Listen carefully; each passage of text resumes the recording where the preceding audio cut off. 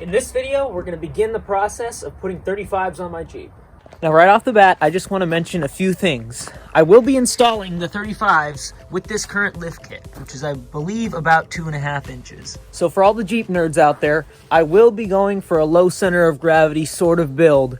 Not because I necessarily believe it's better, but because I want to give it a shot, and I think it looks cool. Now, I totally recognize there could be a big decrease in up travel, there could be a lot of other clearance issues, but that's something that I'm definitely willing to take on for science. The new tires are only an inch wider than the old ones, so I'm thinking we may be okay even in the back. All that said, let's jack it up, pull the wheels and tires, and get started on the fender flares.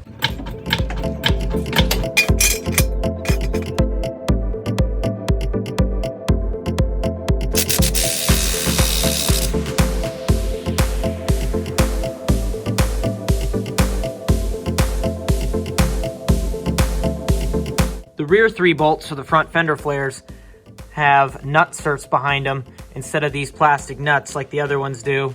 And they're currently just spinning, so we'll see how I can get those out. I've heard this can take hours, and I would believe it. You can see the nut certs on the back side here where I got one out. I can't get a good enough grip on this one, so I'm gonna have to grind the head off.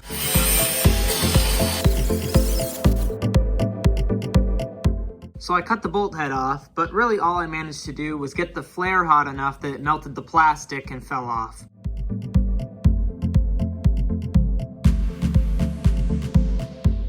Okay, so I've wiped all the dirt out of here, and I've taken the threaded inserts out with a flap disc. So let's move over to the other side and see how that one goes.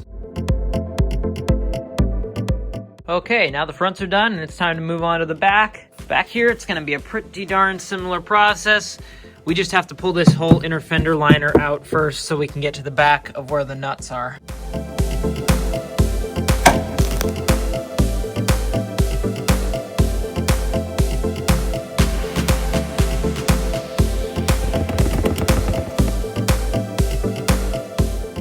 All right, the old fenders are off. Let's throw the new ones on and see how they look. Okay, now I've got all 4 of them on with just 2 bolts in each because they're inevitably going to have to come back off. There are interferences here, namely with this plastic piece back here. I think I'm just going to trim that and keep it. I really did want to keep it because I didn't want to put a big rocker guard all the way along this right now. But I think the next order of business is to go get the wheels and tires mounted. Then we can do a full assessment of how everything fits together. All right, everybody, here it is. This is the TJ on 35s. This is what the side profile is gonna look like. And this is at ride height, so this is what the fender clearance situation looks like. And it looks like the front is gonna need fairly little fender clearancing of any kind.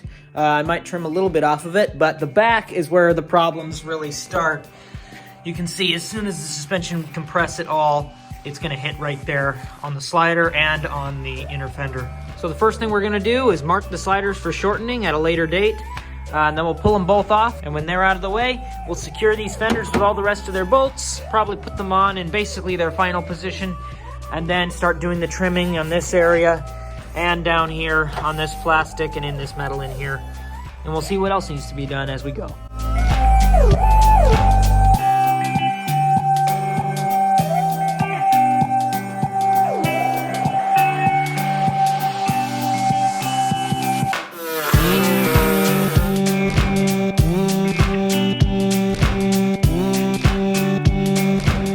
Alright, so I've now trimmed back this side and this side, trimmed it down here, trimmed it back here, so we've got a little recession there, more tire clearance. I just need to weld a plate on this so we don't throw a bunch of dirt in there because we're no longer going to be running the wheel well liner. And then I'll hit some paint on this just a little bit so it doesn't rust. Then we'll do it on the other side.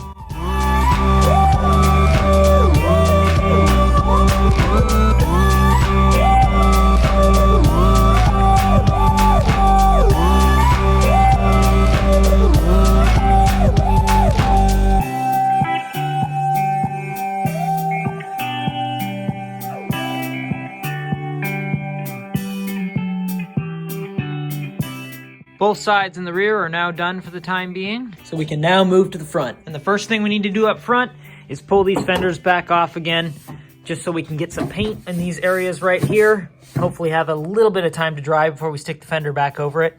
And while we're at it, we also need to pull these guys off of both sides and trim them up a little bit so that it meshes with the fender.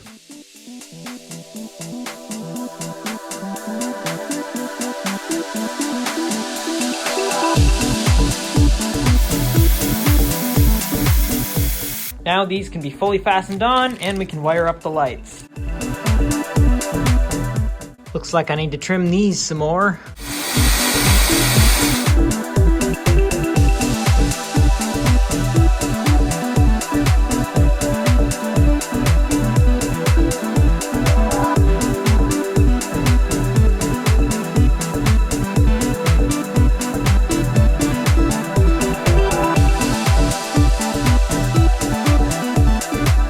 Thank you so much for watching. In the next video, we're going to shorten the sliders, build custom bumpers, and a bunch of other adjustments and upgrades.